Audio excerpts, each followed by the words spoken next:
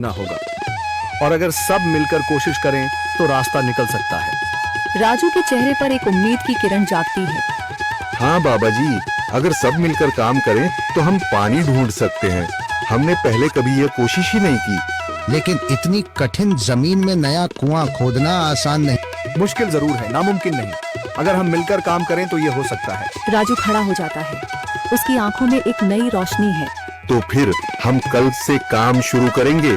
मैं गांव के सभी युवाओं को इकट्ठा करूंगा।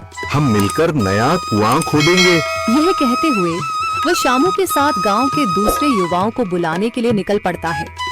कहीं दूर से गरज की हल्की सी आवाज आती है, जैसे आकाश ने उनकी उम्मीदों की गवाही दे दी हो।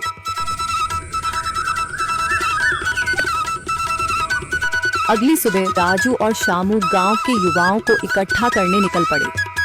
चौधरी महेश की हवेली के सामने एक भीड़ जमा है।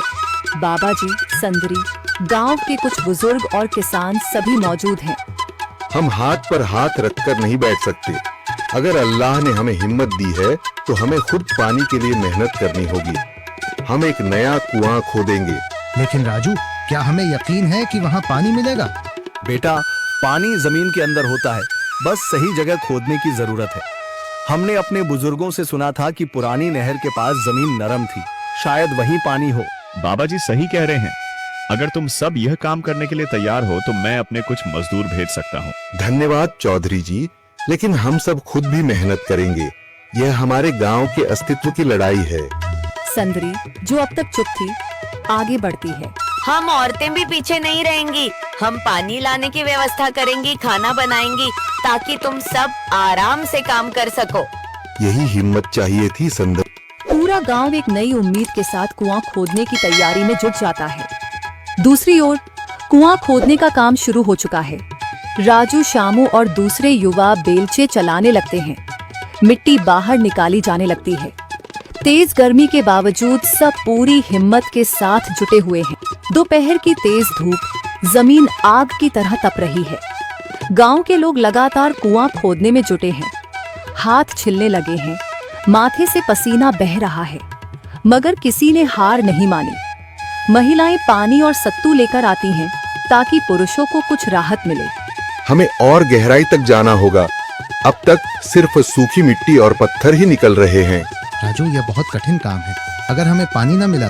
अल्लाह मेहनत करने वालों को कभी निराश नहीं करता बेटा। तुम सब अपनी कोशिश जारी रखो, पानी जरूर निकलेगा। हिम्मत मत हारो। अगर अब रुक गए तो फिर कभी पानी नहीं मिलेगा। सभी फिर से जोश में आकर काम में जुट जाते हैं, मगर सूरज की तपिश बढ़ती जा रही है और कई लोगों की सांसें तेज चलने लगती हैं।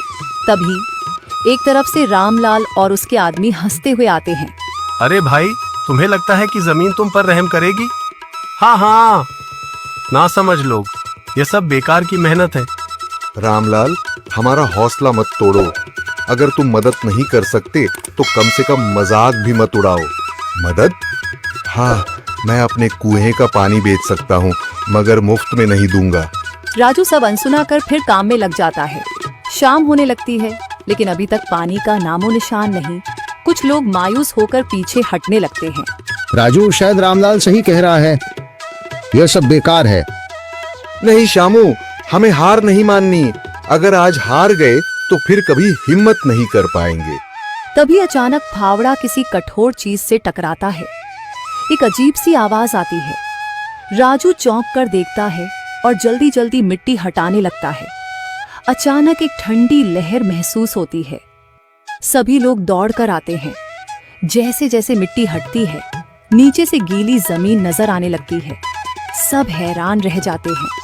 सुभान अल्लाह, मैंने कहा था ना, अल्लाह हमारी मेहनत को झाया नहीं करेगा।